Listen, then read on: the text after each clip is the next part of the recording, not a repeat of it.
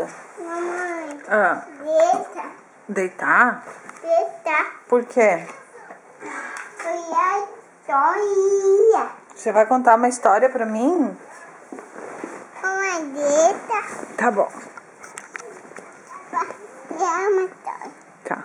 Uma vez, um dia, e fica a tartaruga.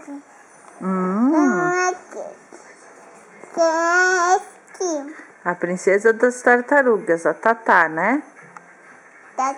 Tartaruga.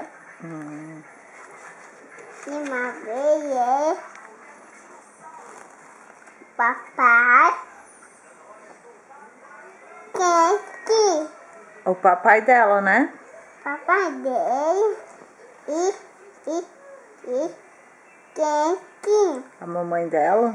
E a mamãe dele e a tartaruga. Onde é que eles moravam?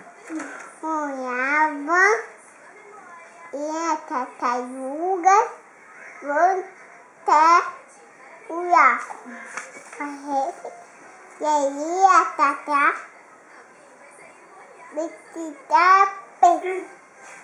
E aí ela fica monta e cuidando com a tartaruga. E jogar isso.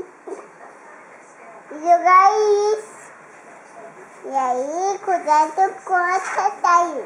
Jogaram lixo sem cuidar com as tartarugas?